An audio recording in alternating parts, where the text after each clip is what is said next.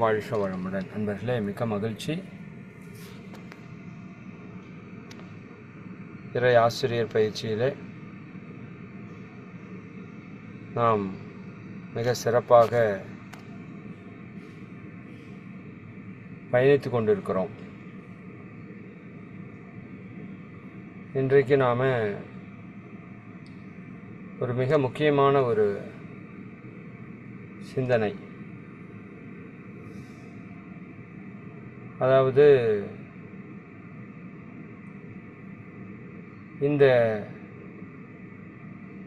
இறை ஆசிரியர் பயிற்சியுடைய நோக்கம், முதல் நோக்கம் நாம மகிழ்ச்சியா இருப்பது. இது பேர் இறையாசிரியர் பயிற்சி அப்படின்னு இருக்கிறதுனால நீங்கள் இது ஒரு ஆசிரியருக்கான ஒரு பயிற்சி அப்படின்னு மட்டும் எடுத்துக்கொள்ள வேண்டாம். அதாவது ஆசிரியர் பயிற்சினாவே இப்போ நம்ம எல்லாத்துக்கும் சொல்லி கொடுக்கறது அப்படிங்கிறது அல்ல. முதல்ல நாம மகிழ்ச்சியாக இருக்கணும். இந்த யோக பயிற்சியுடைய நோக்கமும் அதே தான், நாம் மகிழ்ச்சியாக இருக்கணுங்கிறது தான் யோக பயிற்சியினுடைய நோக்கம், இல்லையா? நம்ம எதுக்காக இங்கே வந்தோம் அப்படின்னா, நமக்கு சில பல தொந்தரவுகள் உடல் ரீதியாக மன ரீதியாகவோ இருந்தது. அந்த தொந்தரவுகளிலிருந்து விடுபட்டு மகிழ்ச்சியாக வாழ்கிறதுக்கு தான் நாம் இங்கே வந்தோம், இல்லையா? அதில் ஓராண்டு காலம் பயணித்தோம். அதில் நிறைய விஷயங்களை கற்றுக்கொண்டோம். கற்றுக்கொண்டவற்றை கொஞ்சம் கொஞ்சம் இம்ப்ளிமெண்ட் பண்ணணும், அப்படி தான் சொல்லணும். ஒரு சிலர் ஒரு 70-80% வரைக்கும் இம்ப்ளிமெண்ட் பண்ணியிருக்கலாம். சொல்லிக் கொடுக்கப்பட்ட பயிற்சிகளை எல்லாவற்றையும் முறையாக முழுமையாக செய்திருக்கலாம். ஒரு சிலர் ஒரு 50% பயிற்சிகளை பண்ணியிருக்கலாம். ஒரு சிலர் 20% கூட பண்ணியிருக்கலாம். இப்படி தான் இருக்கும். முதல் ஆண்டு காலத்தில் எல்லாரும் முழுசாக பண்ணிடுவாங்க அப்படின்னு சொல்ல முடியாது. ஏன்னா நம்ம பல்லாயிரம் ஆண்டுகளாக இந்த உடலை பயிற்சிக்குன்னு பழக்கலை, சரிங்களா? வேலைகளை எல்லாம் செய்திருக்கிறோமே தவிர பயிற்சிக்குன்னு ஒன்றும் பெரிதாக நம்ம இந்த உடலை பழக்காத காரணத்தினால இப்போ பயிற்சி என்பது நமக்கு ஒரு புதிய விஷயமா இருக்குது. அப்போ இதில் ஏதாவது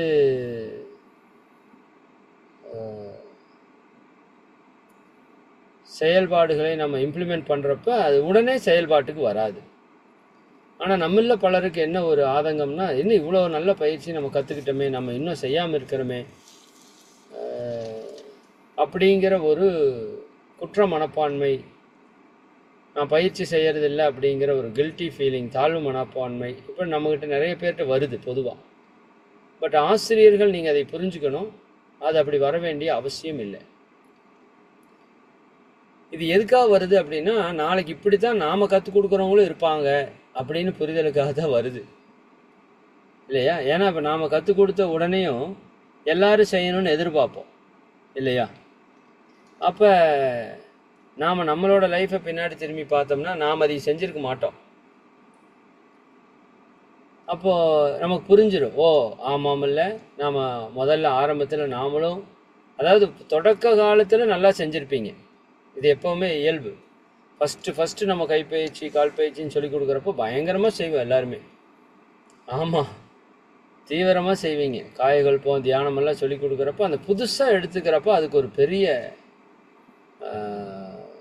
எனர்ஜி, ஒரு ப்ளஸ்ஸு. நம்ம புதுசாக கற்றுக்கிட்டா எப்போவுமே புது வீடு கட்டினா புது கார் வாங்கினா அப்படிங்கிற மாதிரி புதுசாக இப்போ நீங்கள் இது பண்ணுறப்ப அது மேலே ஒரு பேர் ஆர்வம் இருக்கும். பஞ்சபோத நவரதமெல்லாம் புதுசாக கற்றுக்கிறப்ப நமக்கு எவ்வளோ சந்தோஷம், இல்லையா? அப்போது ஒவ்வொன்றும் புதுசாக கற்றுக்கிறப்ப இருக்கிற ஆர்வம் அது தெரிஞ்சு முடிச்சிருச்சு அப்படின்னா அதுக்கப்புறம் அது என்ன பண்ணுறதில்ல, அது முழுசாக இருக்கிறதில்ல. ஆமாம், ஒரே நிமிடம்.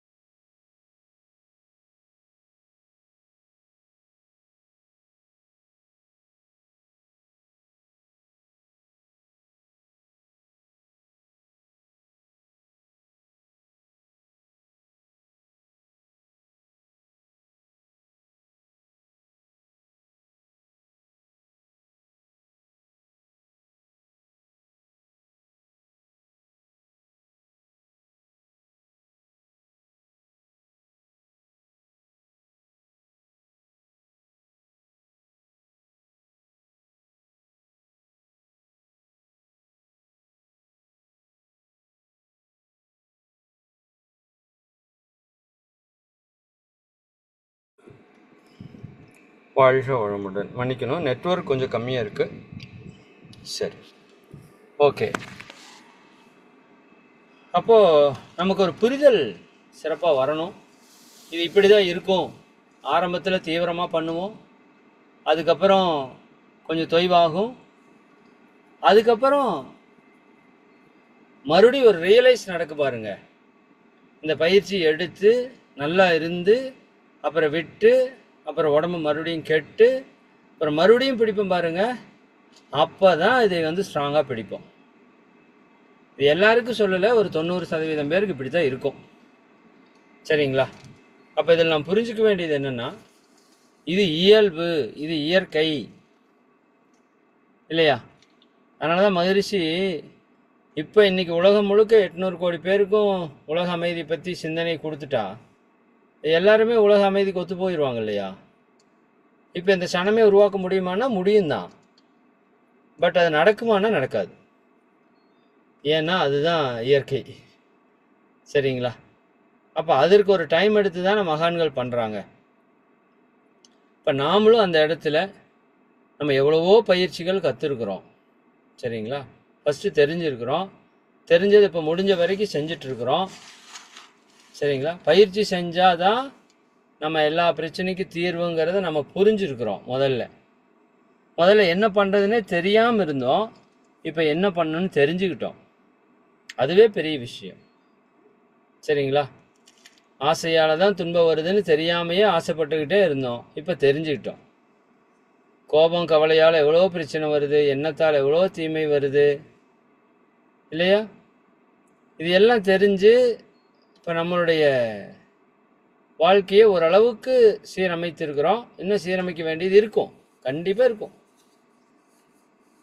அப்போ இந்த பயணத்தில் நம்ம பயணிக்கும்போது ஆரம்பத்தில் நல்லா பண்ணோம், அப்புறம் குறைஞ்சது, இப்போ ஓரளவுக்கு தொடர்ந்து பண்ணுவோம். ஏன் நான் உங்களை இவ்வளோ தூரம் நீங்கள் ஒரு இந்த போல் போடுங்க, இந்த கூகுள் ஃபார்மை ஃபில்லப் பண்ணுங்கள், தற்சோதனை படிவத்தை ஃபில்லப் பண்ணுங்கன்னு சொல்கிறேன் அப்படின்னா, என்னோட அனுபவத்தில் இல்லை, மகரிஷியோட அனுபவத்தில், மகான்களோட அனுபவத்தில் இருந்து மகரிஷி மொத்தமாக நம்ம சங்கத்துக்கு ஒரு சின்னம் கொடுத்துருப்பாங்க. நீங்கள் அதை பார்த்தீங்கன்னா தெரியும். The world community service centre, உலக சமுதாய சேவா சங்கம்னு கொடுத்து நடுவில் ஒரு விளக்கு போட்டு ஒரு குச்சியை வச்சு அந்த திரியை தூண்டி விடுற மாதிரி போட்டிருப்பாங்க. இது என்ன அதில் சொல்ல வர்றார் அப்படின்னா, மகரிஷி சுடர் விளக்காயினும் தூண்டுகோல் வேண்டும் அப்படின்னு ஒரு கேள்விப்பட்டிருக்கீங்களா? ஒரு வாசகம். சுடர் விட்டு எரியக்கூடிய விளக்கு ஆயினும் அதற்கு ஒரு தூண்டுகோல் இருக்கணும். அப்போ தான் அந்த விளக்கு தொடர்ந்து எரியும், இல்லாட்டி அவிஞ்சு போயிடும். விளக்கு இருக்கு, எண்ணெய் இருக்கு, திரி இருக்கு, எல்லாமே இருக்கு. பட் தூண்டுகோல் இல்லை அப்படின்னா அந்த விளக்கை நீங்கள் தொடர்ச்சியாக எரிய வைக்க முடியாது. சுடர் விட்டு எரியக்கூடிய விளக்காக இருந்தாலும் அதற்கு தூண்டுகோல் கண்டிப்பாக வேண்டும். சரிங்களா? அப்போ அந்த தூண்டுகோல் தான் நாம் இங்கே பண்ணக்கூடிய விஷயம். குரு இப்படி ஒரு விஷயத்தை ஏற்பாடு பண்ணி, இல்லை இதெல்லாம் அவரோட திட்டம்தான், நம்மளோட திட்டம் ஒன்றும் இல்லை. சரிங்களா? அவரோட ஆத்ம சக்தி நம்ம எல்லாரையும் இப்போ இயக்கிட்டு இருக்குது. இப்போ அந்த ஞானம் உலகம் முழுக்க பரவ வேண்டிய காலம் சூழல் இருக்கிறதால இந்த குருவோட ஆற்றல் நம்மளை எல்லாம் பயன்படுத்தி இந்த விஷயத்தை கொண்டு போயிட்டு இருக்கு. அதான் உண்மை. நம்ம குரு மட்டும் இல்லை, இன்னும் பல மகான்கள் இதனோட இணைந்து இதை வந்து செயல்படுத்திட்டு இருக்காங்க. அப்போது இதில் நாமளும் ஒரு கருவியாக இருக்கிறோம் அப்படிங்கிறதுல முதல்ல நம்ம பெருமைப்பட வேண்டியது. சரிங்களா? இது என்னன்னே தெரியாத சமுதாயத்துக்குள்ளே நாமளும் இதை கொடுக்குற அளவுக்கு ஒரு இதாக இருக்கிறோம். பட் அப்படி இருந்தாலும் நம்ம நோக்கத்தை நீங்கள் மறந்துடக்கூடாது. நீங்கள் மகிழ்ச்சியாக இருக்கிறது தான் நோக்கம். மகிழ்ச்சியை விட்டுட்டு நான் ஆசிரியர் பயிற்சி பண்ணணுமா அப்படின்னு கேட்டால், என்ன கேட்டால் உங்கள் மகிழ்ச்சியாக ஆசிரியர் பணியான்னு கேட்டால் உங்கள் மகிழ்ச்சி தான் முக்கியம்னு சொல்லிடுவேன் நான். ஆசிரியர் பணி ரெண்டாவது தான். மகிழ்ச்சியாக இருக்கிறதுக்கு தான் ஆசிரியர் பணியை தவிர. சரிங்களா? ஆனால் உண்மை என்ன?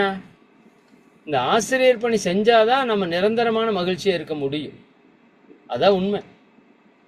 ஏன்னா நம்ம கஷ்டத்துக்கு என்ன காரணம் நமக்கு தெளிவாக தெரியும். தத்துவ விளக்கப்படி கஷ்டத்தை போக்கணும் அப்படின்னா நம்ம கர்மாவை கழிக்கணும். கர்மாவை கழிக்கணும்னா பிறருக்கு நன்மை செய்யணும். பிறருக்கு நன்மை செய்யணும்னா இந்த ஆன்மீகத்தில் நம்ம ஈடுபட்டு தான் ஆகணும் இல்லையா? வேறு வழி இல்லைல்ல. அப்போது உண்மையாலுமே முழுமையாக மகிழ்ச்சியாக இருக்கிறதுக்கு இது ஒன்று தான் வழி. இந்த வழியை நம்ம எந்த அளவுக்கு தொடர்ந்து ஆழமாக ஃபாலோ பண்ணுறோமோ அந்த அளவுக்கு நம்மளோட துன்பங்கள்லேருந்து நம்மளால் விடுபட முடியும். அப்போ அதற்கு ரெண்டே விஷயம் நம்ம பல முறை சொல்லியிருக்கிறோம். ஒன்று சேவை செய்வது, இன்னொன்று பயிற்சி செய்வது. அப்போ அந்த பயிற்சிகளில் நாம் நம்ம ஈடுபடுத்தி கொள்ளணும். சேவையில் நம்மளை ஈடுபடுத்தி கொள்ளணும். அதுக்கு ஒரு வாய்ப்பை இந்த இடத்துல உருவாக்கி கொடுக்குறோம். ஆசிரியர் பயிற்சியில் நீங்கள் உங்கள் திறமைகளை வெளிப்படுத்தணும். எல்லாருக்குள்ளேயும் பல்வேறு திறமைகள் இருக்குது சரிங்களா? பல திறமைகள் இருக்குது. அந்த திறமைகளை நீங்கள் வெளிக்கொண்டு வரணும் இல்லையா? ஒரு விதைக்குள்ள ஒரு மரம் இருக்குது. பட் அதற்கான அந்த வாய்ப்பு சூழல் உருவாகும் போது தான் அது பிரம்மாண்டமாக அந்த மரம் வெளிப்படுது இல்லையா? வாய்ப்பு சூழல் உருவாகலைன்னா அந்த மரம் வெளிப்படாமல் போயிடும். அப்போ அது போல் நம்ம ஒவ்வொருத்தருக்குள்ளேயும் அபரிமிதமான ஆற்றல் இருக்குது. அது வெளிப்படுவதற்கான ஒரு வாய்ப்பை இந்த இடத்துல கொடுக்குறோம் சரிங்களா? அந்த வாய்ப்பை நீங்கள் தான் பயன்படுத்தி உங்களுக்குள்ளே இருக்கிற ஆற்றலை வெளிக்கொண்டு வரணும். அதுக்கு என்ன பண்ணணும்? கொஞ்சம் முயற்சி பண்ணணும். என்ன பண்ணணுங்க? கொஞ்சம் முயற்சி பண்ணணும். கிணத்துல கீழே அடியில் தண்ணி இருக்குது, நிலத்துல அடி தண்ணியில் இருக்குதுன்னா நம்ம ஒரு முயற்சி பண்ணி எடுத்தால் தண்ணி வெளியே வரும், அது பயன்படும். அதுபோல் நம்முடைய முயற்சியில் தான் எல்லா வெற்றியுமே அடங்கி இருக்குது. எந்த அளவுக்கு முயற்சி எடுக்கிறோமோ அந்த அளவுக்கு நீங்கள் உயர்ந்த நிலைக்கு செல்வீங்க. அதுதான் உண்மை. ஒரே நிலையில் இருக்கிற தொடங்குற ஒரு சிலர் மிகப்பெரிய இடத்துக்கு போகிறதையும் பார்க்குறோம். அவங்க கூட இருக்கிற ஒரு சிலர் அதே இடத்துல இருக்கிறதையும் பார்க்குறோம். அதற்கு கர்மா ஒரு பக்கம் காரணமாக இருந்தாலும் இன்னொரு இடத்துல அவங்களோட முயற்சி என்பது மிகப்பெரிய விஷயமா இருக்குதுங்கிறத நம்ம புரிஞ்சுக்கணும். அதனால் நீங்கள் நல்லா முயற்சி எடுக்கணும். குறிப்பாக இந்த சர்வீஸை நீங்கள் எப்படியெல்லாம் பண்ண முடியும், உங்கள் டைமை ஃபஸ்ட்டு பக்காவாக மேனேஜ் பண்ணுங்கள் சரிங்களா? இன்றைக்கி வரைக்கும் டைம் மேனேஜ்மெண்ட் சார்ட் போட்டு எவ்வளோ பேர் நம்ம இது பண்ணியிருக்கிறோம்? டைம் மேனேஜ்மெண்ட் சார்ட் போட்டு இப்போ நம்ம உள்ளே இருக்கிறோம் இல்லையா? கிட்டத்தட்ட 157 பேர் இருக்கீங்க. இங்கே இருக்கிறவங்களில் எவ்வளோ பேர் டைம் மேனேஜ்மெண்ட் சார்ட் நான் போட்டு டெய்லியும் ஃபாலோ பண்ணிகிட்டு இருக்கிறேங்க ஐயா அப்படிங்கிறவங்க இருக்கீங்களா? ஹேண்ட் ரைஸ் பண்ணுங்கள் பார்க்கலாம். டெய்லியுமே நான் எனக்காக சொல்லக்கூடாது, உங்களுக்காக சொல்லுங்கள், உண்மையாக சொல்லுங்கள். யாருக்காகவும் நம்மளை நம்ம இது பண்ண வேண்டாம். நான் டெய்லியும் என்னோடய டைம் மேனேஜ்மெண்ட் சார்ட் போட்டு அதுபடி தான் சார் நான் பண்ணிகிட்ருக்கேன், அப்படி தாங்க பண்ணிகிட்ருக்கேன். டெய்லி நான் என்னை டைம் மேனேஜ்மெண்ட் சார்ட்டில் செக் பண்ணுறேன் அப்படிங்கிறவங்க.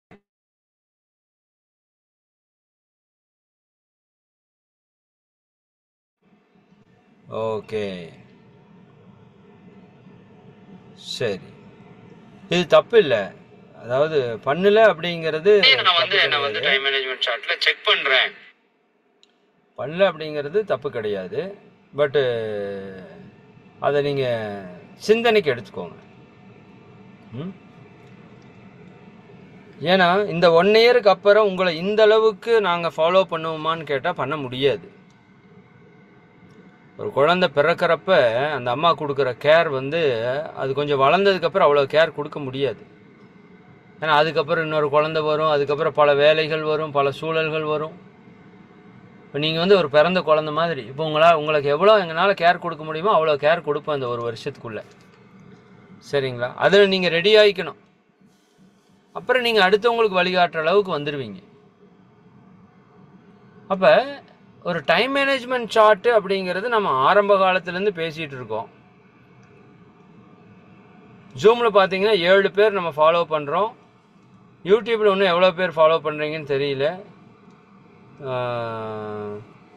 யூடியூப்பில் ஃபாலோ பண்ணுறவங்க நீங்கள் லைக் போடலாம், இல்லாட்டி சேட் பண்ணுங்கள்.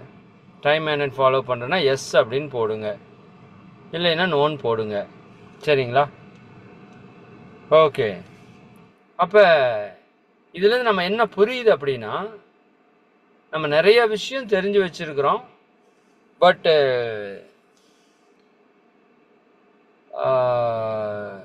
இன்னைக்கு செயல்பாட்டில் இருக்கிறது அப்படிங்கிறது தான் முக்கியம். சரிங்களா? இதுக்கு நான் எப்போவுமே நான் சொல்கிற விஷயத்தில் உங்களுக்கு வந்து கில்ட்டி ஃபீலிங் வரக்கூடாது. இப்போ இப்படி இருக்கிறோமா அப்படின்னு நீங்கள் புரிஞ்சுக்கிட்டு வாட் நெக்ஸ்ட், அடுத்தது என்ன, இந்த வார்த்தையை நல்லா புரிஞ்சுங்க. அடுத்தது என்ன பண்ணலாம்? முடிஞ்சு போச்சு, அதை போய் நம்ம ஒன்றும் பண்ண முடியாது இல்லையா? சரிங்களா? அப்போ அடுத்தது என்ன பண்ணலாம்? என்னை பொறுத்த வரைக்கும் நம்ம லைஃப்பில் நம்ம பல பிரச்சனையை சந்திக்கிறோம்.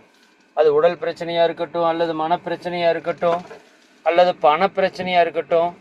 எல்லா பிரச்சனைக்கும் மூல காரணமாக நான் பார்க்கறது, நம்ம லைஃப் வந்து சிஸ்டமேட்டிக்காக இல்லை. நம்ம எதை பண்ணணும், ஏன் பண்ணணும்னு கரெக்டாக யோசித்து ப்ரோக்ராம் பண்ணி பண்ணுறதில்ல. ஏனோ தானோன்னு பண்ணுறோம். அப்படி பண்ணுறதால பல மணி நேரம் வீணாகுது. நம்ம எதை நோக்கி பயணிக்கிறோமோ அந்த நோக்கத்தை நம்மளால் அடைய முடியறதில்லை.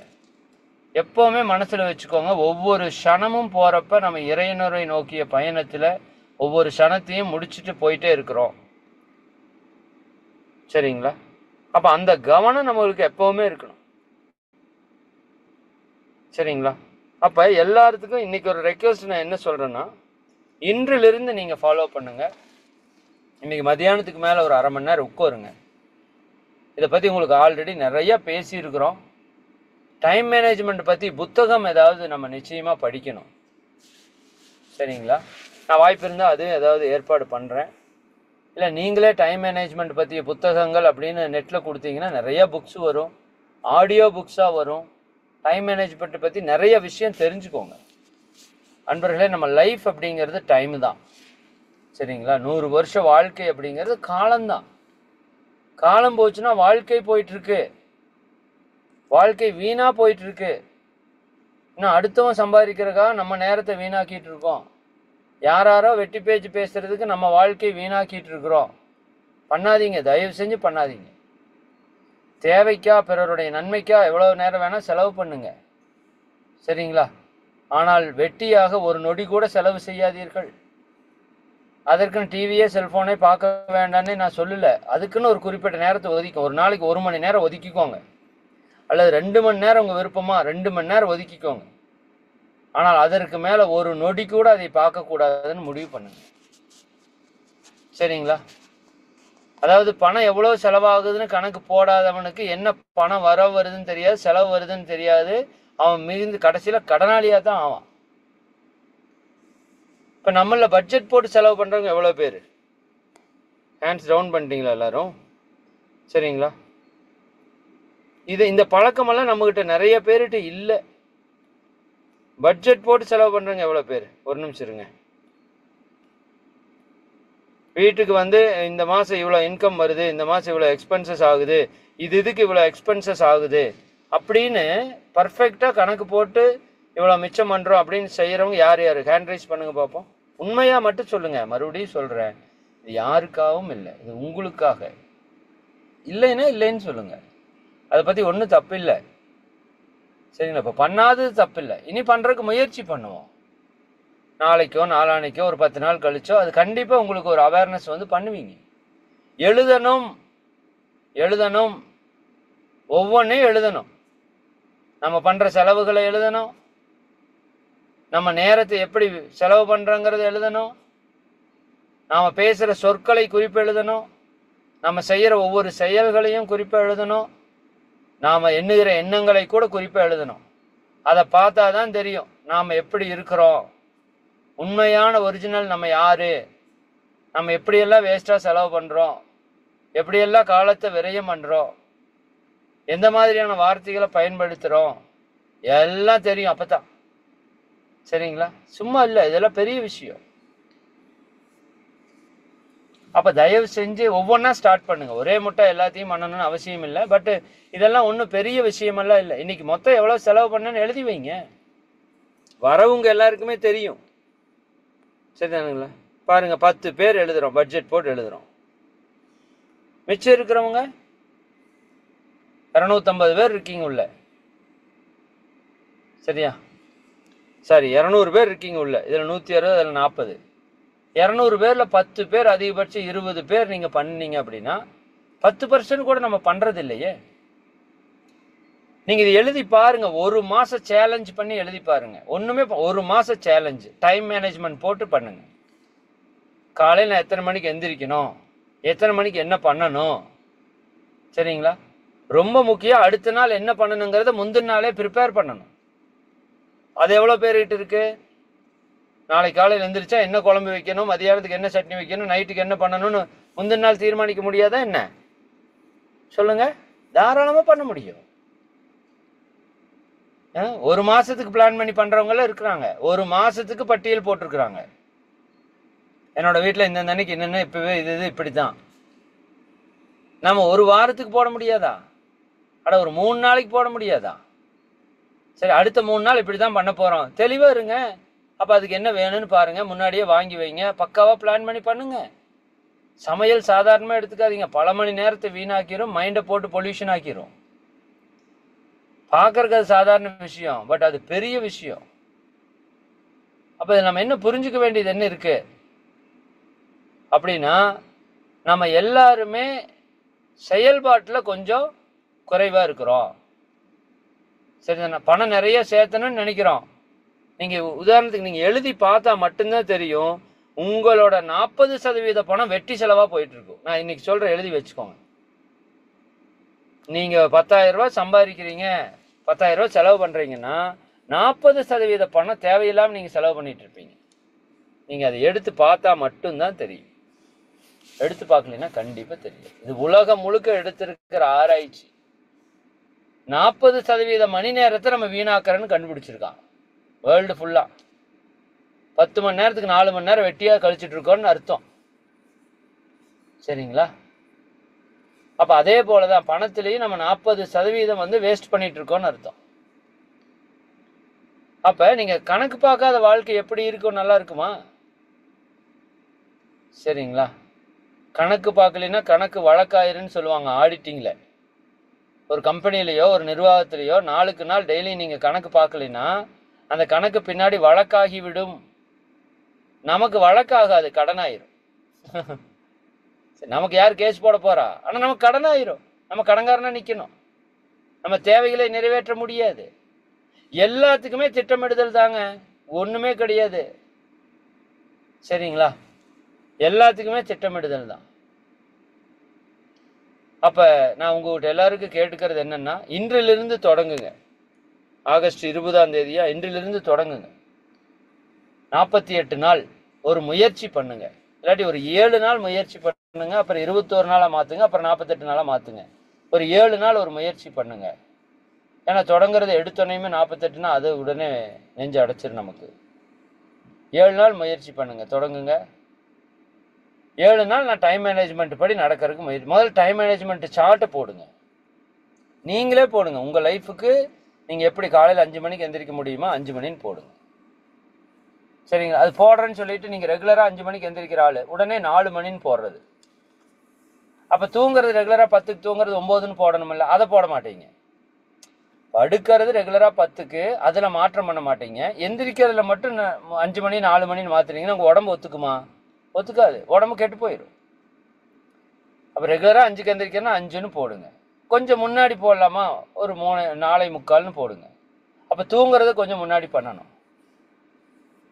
காலையில இருந்து நைட்டு வரைக்கும் நீங்க என்ன பண்றீங்கிறது ஷெட்யூல் இருக்கணும்.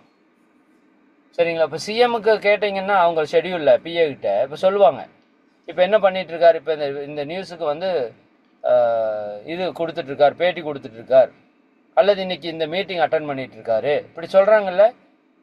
சிஎம்க்கு மட்டும் இல்ல, நமக்கும் அப்படித்தான். நாமளும் அப்படி பண்ணிதான் ஆகணும். அப்படி பண்றவங்க வாழ்க்கையில கண்டிப்பா ஜெயிப்பாங்க. சரிங்களா? அது நீங்க குடும்ப தலைவியா இருந்தாலும் சரி, வேலைக்கு போறவங்களா இருந்தாலும் சரி, யாரா இருந்தாலும் சரி. ஏன்னா நம்மளோட நேரத்துக்கு மதிப்பே கொடுக்கறது இல்லை, திட்டமே இல்லை. சரிங்களா? நேரம் இல்லை நேரம் இல்லைன்னு சொல்கிறேன். ஏன் நேரம் இல்லை? நேரத்தை சரியாக நிர்வகிக்க தெரியல. நேரத்தை நீங்கள் நிர்வகிக்கலைன்னா உங்களை நேரம் நிர்வாகம் செய்யும். பரவாயில்லையா? அதான் நடந்துட்டு இருக்கு இப்போ. இப்போ நேர நிர்வாகம் என்பது உலகத்தில் வெற்றி பெற்ற அத்தனை பேருடைய முதல் கோட்பாடு, நேர நிர்வாகம். நான் என்ன கேட்குறேன்னா, 6 மணிக்கு உங்களுக்கு இறையாசிரியர் ஃபோன் பண்ணுறாங்க. 6 மணிக்கு அவங்க என்ன பண்ணிட்டு இருப்பாங்க? 6 மணிக்கு இந்த நாளொரு நற்சிந்தனை அவங்க ஜூமில் கேட்டிருப்பாங்க சார், அப்படி சொல்லணும். 8 மணிக்கு என்ன பண்ணிட்டு இருப்பாங்க? 8 மணிக்கு அவங்க கரெக்டாக டிஃபன் சாப்பிட்டு இருப்பாங்க சார், இப்படி சொல்லணும். சரிங்களா? நைட்டு 9 மணிக்கு என்ன பண்ணிட்டு இருப்பாங்க? 9 மணிக்கு படுக்க போயிடுவாங்க சார். 8:30 மணிக்கு தற்சோதனையில் இருப்பாங்க. 6 மணிக்கு தவத்தில் இருப்பாங்க. சரிங்களா? காலையில் 4 மணிக்கா இந்த இதுதான் பண்ணுவாங்க. இப்படி உங்களை பற்றி ஒரு சிஸ்டத்தை ரெடி பண்ணணும். இப்போ எப்படி பெல் அடித்தா குழந்தைங்க என்ன பண்ணுவாங்க? ஸ்கூல் விட்டு வெளியே ஒடியாருவாங்கன்னு இருக்குல்ல. 9 மணி ஏன்னா ஸ்கூலுக்கு போயிருப்பாங்க சார்னு சொல்கிறீங்கல்ல. சரிங்களா? அவங்ககிட்ட காசை கொடுத்து டைம் மேனேஜ்மெண்ட்டுக்கு உள்ளே போகிறதுக்கு முயற்சி பண்ணுறீங்க. நாம் இயற்கையாக காசே கொடுக்காம டைம் மேனேஜ்மெண்ட் இருக்கிறதுக்கு என்ன? சரிங்களா? அப்போ யாரெல்லாம் லைஃப்பில் வெற்றி பெறணும்னு நினைக்கிறீங்களோ, உங்களுக்கு 2 விஷயம் நான் இன்றைக்கி சொல்கிறேன். ஒன்று, உங்களோட டைமை தயவு செஞ்சு மேனேஜ் பண்ணுங்கள். இன்றிலிருந்து தொடங்குங்க. 7 நாள் சேலஞ்சாக வச்சுக்கோங்க. அது 14 நாள், 21 நாள், 48 நாளாக மாற்றுங்க. டெய்லி நைட்டு நீங்கள் ஒரு லிஸ்ட்டு லெஃப்ட் சைடு எழுதிக்கோங்க. காலையிலேருந்து இரவு வரைக்கும் நான் இப்படி தான் இருப்பேன்னு எழுதிக்கோங்க. உடனே அப்படி இருக்க முடியாது. ஒரு சிலர் இருக்க முடியலாம், மற்றவங்க இருக்க முடியாது. கொஞ்சம் கொஞ்சம் மாறும், பரவாயில்ல. ஒரு வாரம் பாருங்கள், எதை ரெகுலராக பண்ண முடியுது, எதை மாற்றணும்னு பாருங்கள், எங்கே தப்பு பண்ணுறேன்னு பாருங்கள். 9 மணிக்கு படுக்கணும்னு எழுதியிருப்போம், ஆனால் 10 மணிக்கு படுப்போம். அந்த இடத்த டிக் பண்ணி வச்சுக்கோங்க. இப்போ நைட்டு உட்காந்து தற்சோதனை பண்ணுங்கள். ஏன் நான் 9 மணிக்கு படுக்கணும்? அப்போ தானே என்னால் 8 மணி நேரம் தூங்கி காலையில் 5 மணிக்கு எழுந்திரிச்சா என்னோடய வேலையெல்லாம் அடுத்த 16 மணி நேரம் 18 மணி நேரம் விடாமல் செய்ய முடியும் இல்லையா? இப்போ 16 மணி நேரம் நான் நல்லா இருக்கணும், நல்லா உழைக்கணும், சந்தோஷமாக இருக்கணும், ஆரோக்கியமாக இருக்கணும்னா 8 மணி நேரம் தூங்கணும். அது தேவை. அப்போ 8 மணி நேரம் தூக்கத்தை நான் ஏன் விடுறேன்? இப்போ தூக்கத்தை காம்ப்ரமைஸ் எது தப்பு பண்ணுது? செல்ஃபோன் பார்க்குறேன்னா, நியாயம் பேசுகிறேன்னா, எதுக்கும் காம்ப்ரமைஸ் கிடையாது. நாளைக்கு இனிமேல் நான் 8-9 மணிக்கு படுத்துருவேன், அப்படி நீங்கள் சிந்திச்சு சங்கல்பம் பண்ணணும். அப்போ தான் வாழ்க்கையில் மாற்றம் வரும். அப்போ தான் நீங்கள் நினச்சதை அடைய முடியும். நீங்கள் மகிழ்ச்சியாக இருக்கிறத இலக்கு. சர்வீஸ் பண்ணணும்னா கூட நிறைய பேருக்கு டைம் இல்லை, டைம் இல்லை, டைம் இல்லை, டைம் இல்லை. ஏன் டைம் இல்லை? டைம் இல்லையா? உண்மையாலுமே இருக்குது. டைமை கரெக்டாக யூஸ் பண்ணல. சரிங்களா? அதான் நான் சொல்கிறேன், பணத்தை சம்பாதிக்கிறதுக்கு 10 மணி நேரம் 12 மணி நேரம் செலவழிக்கிறதுக்கு தயாராக இருக்கிற நம்ம ஒரு புண்ணியத்தை சேர்க்கறதுக்கு 1 மணி நேரம் தயாராக இல்லையா அப்படின்னு கேட்டால் நம்ம ஆளுகிட்ட பதில் இல்லை. அப்போ அன்பர்களே நல்லா புரிஞ்சுக்கோங்க, ஒரு அற்புதமான விஷயம் நம்ம கையில் கிடச்சிருக்கு, பொக்கிஷமான ஒரு விஷயம் கிடச்சிருக்கு. அதை நல்லா பயன்படுத்தணும்னா நேரம் வேணும். நேரம் இல்லைன்னா நீங்கள் எத்தனை கலையை கற்றுக்கிட்டாலும் வேஸ்ட் அது. சரிங்களா? அப்போ டைமை கரெக்டாக நிர்வாகம் பண்ணுங்கள். டைம் மேனேஜ்மெண்ட் சார்ட் போடுங்க. இன்றைக்கி நைட்லேருந்து அதுபடி டிக் பண்ணுங்கள். கரெக்டாக பண்ணுறீங்களான்னு பாருங்கள். இல்லாட்டி உங்களோட இப்போ ஆஸ் யூஷுவல் இருக்கிற டைம் என்ன பண்ணிகிட்ருக்கீங்கன்னு எழுதி பாருங்கள். எவ்வளோ நேரம் வேஸ்ட் பண்ணுவீங்கன்னு உங்களுக்கு தெரியும். நேற்று காத்தாலேருந்து நைட் வரைக்கும் என்ன பண்ணீங்கன்னு நீங்களே எழுதி பாருங்களேன். சும்மா கேஷுவலாக எழுதி பாருங்கள். நேற்றுக்கு காலையிலேருந்து நைட் வரைக்கும் நீங்கள் என்ன தான் பண்ணீங்கன்னு எழுதி பாருங்கள். அப்போ தான் என்ன தெரியும் உங்களுக்கு, எவ்வளோ நேரத்தை நம்ம வீணாக்கிட்டு இருக்கிறோம். அன்பர்களே, எதை கொடுத்தாலும் வாங்கிடலாம், காலத்துக்கு கொடுத்தா வாங்க முடியாது. சரிங்களா? எதை கொடுத்தாலும் வாங்கிக்கலாம். உயிரை போனால் திரும்ப பெற முடியாது, காலம் போனால் திரும்ப பெற முடியாது. அப்போ திரும்ப பெற முடியாத ஒரு பொக்கிஷத்தை நீங்கள் டெய்லி செலவு பண்ணுறீங்க. அப்போ அது எப்படி செலவு பண்ணணும் சொல்லுங்களேன். இந்த பூமியில் குறிப்பிட்ட நாள் தான் வாழ போகிறீங்க. அந்த நாள் ஒவ்வொரு நொடியாக கரைஞ்சிட்டே இருக்குது. அந்த நொடியை நீங்கள் எப்படி பயன்படுத்தணும் சொல்லுங்கள். நான் அடிக்கடி சொல்லுவேன், அது அமெரிக்காவில் போய் நீங்கள் ஒரே ஒரு நாள் இருக்கிறதுக்கு வாய்ப்பு கிடைச்சா எப்படி பயன்படுத்துவீங்க? அப்படி இந்த வாழ்க்கையை நீங்கள் பயன்படுத்தணும். ஒவ்வொரு சனத்தையும் மகிழ்ச்சியாக, சந்தோஷமாக, உற்சாகமாக, நல்லது நினச்சி, நல்லது சொல்லி, நல்லது செய்கிறதுக்கு பயன்படுத்துனீங்கன்னா உங்கள் வாழ்க்கை நிச்சயமாக வெற்றியாக இருக்கும்.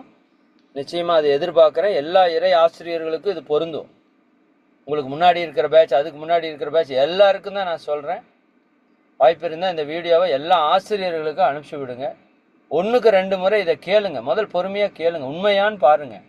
உங்கள் வாழ்க்கையை நீங்களே அழிச்சிட்டு இருக்கீங்க. உங்கள் கண் முன்னாடி இந்த மீடியாஸும் தேவையில்லாத நியாயமும் நம்ம வாழ்க்கையை வீணாக்கிட்டு இருக்கு. அது தேவையில்லை. நோக்கம் வேஸ்ட்டாக போயிடும்.